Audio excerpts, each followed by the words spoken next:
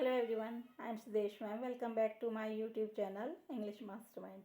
बच्चों, आज हम डिस्कस करेंगे क्लास 9th की एनसीईआरटी हिंदी बुक क्षितिज भाग 1 का लेसन 3। और हमारे जो पार्ट है उसका नाम है सांवले सपनों की याद, और जो लेखक हैं वो हैं जाबिर हुसैन। तो इसके क्वेश्चन आंसर देख लेते हैं। फर्स्ट क्वेश्चन है, किस घटना ने सालिम अली के जीवन की दशा को बदल दिया और उन्हें पक्षी प्रेमी बना दिया? तो ऐसी कौन सी इंसिडेंट हुई जिससे जो सालिम अली थे उनका जीवन पूरी तरह से बदल गया और वो पूरी तरह से पक्षी प्रेमी बन गई? तो एक बार बचपन में सालिम अली की एयरगन से एक जो गोरैया थी वो घायल होकर गिर पड़ी। इस घटना ने सालिम अली के जीवन की जो दिशा थी और दशा थी पूरी तरह से उसको बदल दिया। वे गोरैया की देखभाल, सुरक्षा और खोजबीन में जुट गई पूरी तरह से, मतलब गोरैया के पीछे लग गई वो उसकी देखभाल और उसके जीवन को बचाने में। उसके बाद उनकी रुचि पूरे पक्षी संसार की ओर मुड़ गई और वे पक्षी प्रेमी बन गए। तो ये एक छोटी सी इंसिडेंट थी जिन्होंने उनके पूरे जीवन को बदल दिया। सालिम अली ने पूर्व प्रधानमंत्री के सामने पर्यावरण से संबंधित किन संभावित खतरों का चित्र खींचा, मतलब किन जिक्रों का वर्णन किया कि पक्षियों को क्या क्या खतरे हैं, पर्यावरण को से रिलेटेड पर्यावरण को क्या क्या खतरे हैं, जिससे उनकी आंखें नम हो गई। तो सालिम अली ने पूर्व प्रधानमंत्री, उस टाइम थे जो पूर्व प्रधानमंत्री चौधरी चरण सिंह के सामने केरल की साइलेंट वैली संबंधी खतरों की बात उठाई। जो केरल में साइलेंट वैली है, बच्चों एक जीके का क्वेश्चन बन जाता है आपका कि जो साइलेंट वैली है वो कहाँ पे है, केरल में। तो वहाँ के खतरों की बात बताई। उस समय केरल पर रेगिस्तानी हवा के झोंकों का खतरा मंडरा रहा था, वहाँ का पर्यावरण दूषित हो रहा है। प्रधानमंत्री को वातावरण की सुरक्षा का ध्यान था। पर्यावरण के दूषित होने के खतरे के बारे में सोचकर उनकी आंखें नम हो गई। थर्ड क्वेश्चन आपका, लॉरेंस की पत्नी फ्रीडा ने ऐसा क्यों कहा होगा कि मेरी छत पर बैठने वाली गोरैया लॉरेंस के बारे में ढेर सारी बातें जानती है? तो ऐसा क्यों कहा? तो लॉरेंस की पत्नी थी जो फ्रीडा, वो जानती थी कि लॉरेंस को गोरैया से बहुत प्रेम था। वे अपना काफी समय गोरैया के साथ बिताते थे। गोरैया भी उनके साथ अंतरंग साथी जैसा व्यवहार करती थी। अंतर मतलब अंतर्मन की बातें जानती थी। उनके इसी पक्षी प्रेम को उद्घाटित करने के लिए उन्होंने यह वाक्य कहा। तो उनकी जो पत्नी थी फ्रीडा, उन्होंने उसे उसके इस पक्षी प्रेम के कारण ही ये जो वाक्य था वो कहा। अब है आशय स्पष्ट कीजिए। तो फर्स्ट है आपका, वो लॉरेंस की तरह नैसर्गिक जिंदगी का प्रतिरूप बन गए थे। तो इसका मतलब क्या है, क्या भाव है इसका? आंसर आपका अंग्रेजी के जो अंग्रेजी लैंग्वेज के कवि हैं ये डी.एच. लॉरेंस। तो अंग्रेजी के कवि जो लॉरेंस थे प्रकृति प्रेमी थे। उनका जीवन प्रकृति में हो चुका था, मतलब इतना नेचर के बारे में इतना लिखा है, ऐसा लगता था कि पूरी तरह से वो प्रकृति में हो चुके हैं। उनकी भांति सालिम अली भी स्वयं को प्रकृति के लिए समर्पित कर चुके थे। वैसे ही वो पक्षियों के लिए अपनी पूरी लाइफ को समर्पित कर चुके थे, यहाँ तक कि वे स्वयं प्रकृति के समान सहज, सरल, भोले और निश्चल हो चुके थे। तो इसलिए उनकी जो तुलना थी वो लॉरेंस से की गई है। और उनकी तरह नैसर्गिक होता है नेचुरल प्राकृतिक जीवन, वो भी वैसे ही प्राकृतिक जीवन का एक प्रतिरूप बन गए थे। सेकंड लाइन आपकी, कोई अपने जिस्म की हरारत और दिल की धड़कन देखकर भी उसे लौटाना चाहे तो वह पक्षी अपने सपनों के गीत दोबारा कैसे गा सकेगा? तो आंसर है, लेखक कहना चाहते हैं कि सलीम अली की मृत्यु के बाद वैसा प्रकृति प्रेमी और कोई नहीं हो सकता जो सलीम अली रूपी पक्षी मौत की गोद में सो चुका है। तो सलीम अली को एक पक्षी से कंपैरिजन की गई है, रूपक अलंकार है यहाँ पे। सलीम अली रूपी पक्षी मौत की गोद में सो चुका है, अतः अगर कोई अपने दिल की धड़कन उसके दिल में भर भी दे और अपने शरीर की हलचल उसके शरीर में डाल भी दे तो भी वह पक्षी फिर से वैसा नहीं हो सकता। क्योंकि पक्षी कौन है यहाँ पे, जो ये सालिम अली है वो, क्योंकि उसके अपने ही शरीर और अपने ही धड़कन से उपजे थे। क्योंकि उसके सपने हैं वो अपने ही शरीर और अपने ही धड़कन से उपजे थे। अगर हम अब इसमें किसी और की आत्मा डाल देते हैं तो वो सपने, वो जो पक्षियों से प्रेम, वो कहाँ से आएगा?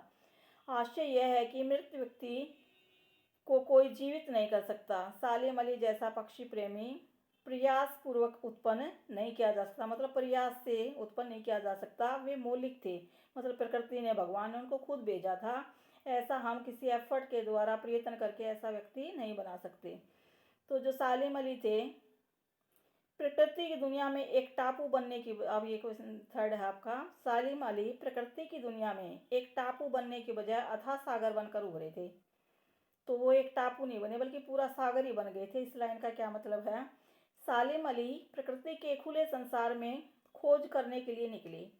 उन्होंने स्वयं को किसी सीमा में कैद नहीं किया, क्योंकि टापू की तो एक सीमा होती है भाई, इतना बड़ा, इतना उतनी हाइट, इतनी लंबाई चौड़ाई, लेकिन सागर की तो, सागर तो अथाह होता है।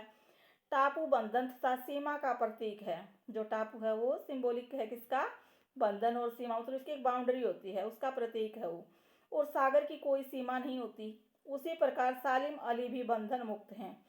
बंधन मुक्त होकर अपनी खोज करते थे, जितनी भी खोज करते थे पक्षियों के बारे में, वो सारी बंधन मुक्त होकर करते थे। कोई उनके लिए बाउंडेशन नहीं थी, उनकी खोज की कोई सीमा नहीं थी, उनका कार्य क्षेत्र बहुत विशाल था। इसलिए उनकी जो कंपैरिजन है, तुलना है, वो टापू से नहीं बल्कि सागर से की गई है। जैसे सागर की कोई सीमा नहीं होती, वैसे उनके कार्य क्षेत्र की भी कोई सीमा नहीं थी।